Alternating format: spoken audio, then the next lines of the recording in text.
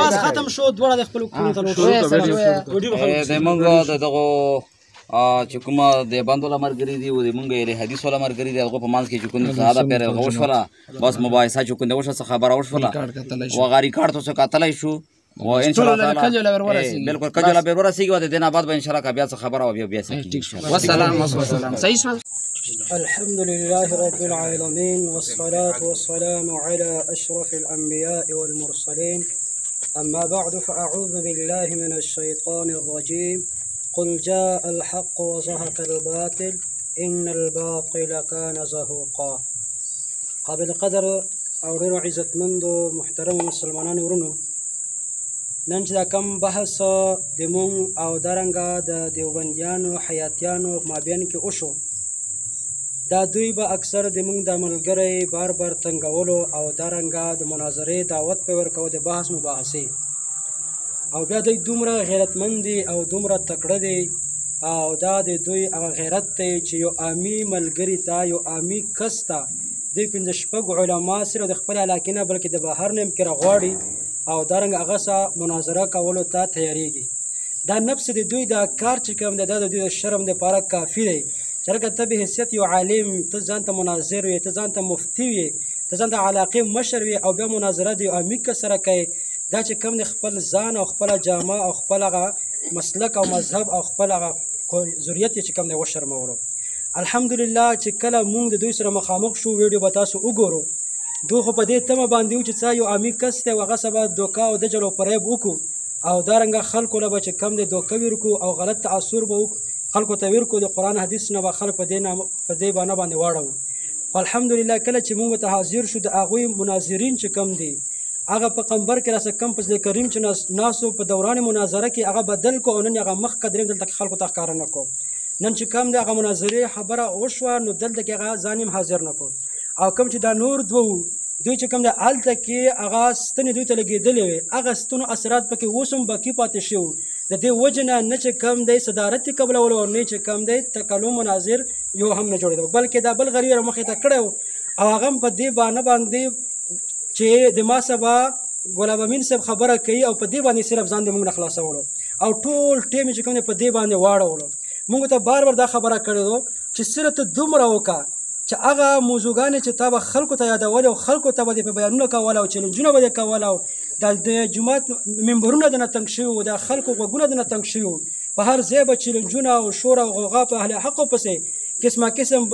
بدګمانیانې او دارنګه تهمتونه به یې تړل نن چې کم د موږ سره کله کېناستو صرف د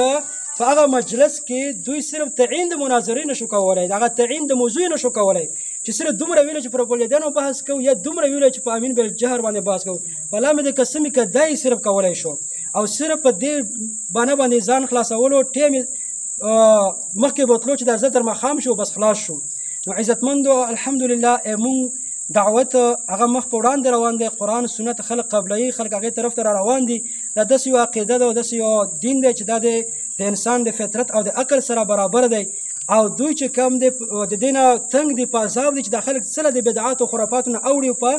سنتو او توحید کې داخلیږي نو دې وجه نه دوی په جنازو کې او په دارنګه جمعې په خطبو کې او په ځای بیاناتو کې د چیلنج نه بغیر بله خبره نه کوي کله یوه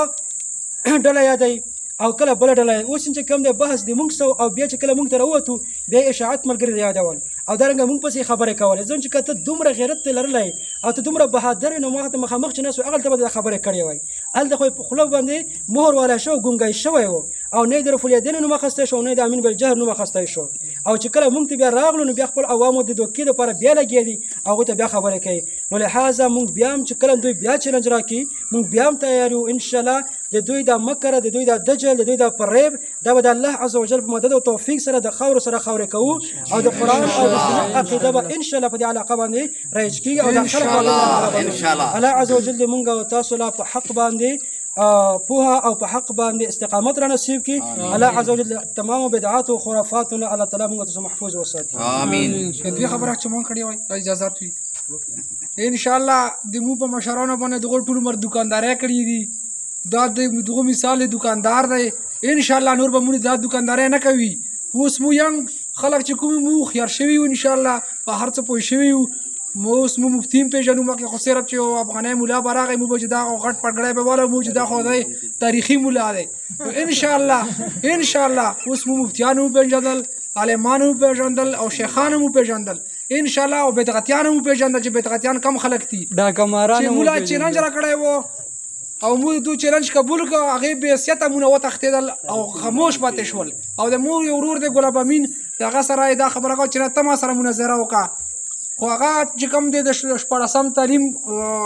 استاد دی ان شاء الله استاد دی هغه په سکول کې هغه په دې شی باندې خو مو نه پوهېدلو حالانکه چې موږ کله مولیان راوغوښتل نو د دوه خولې خوند خراب شو رنګونه یې خراب شول والسلام ماشاءالله ماشاءالله سلفیان زنده باد سلفیان زنده باد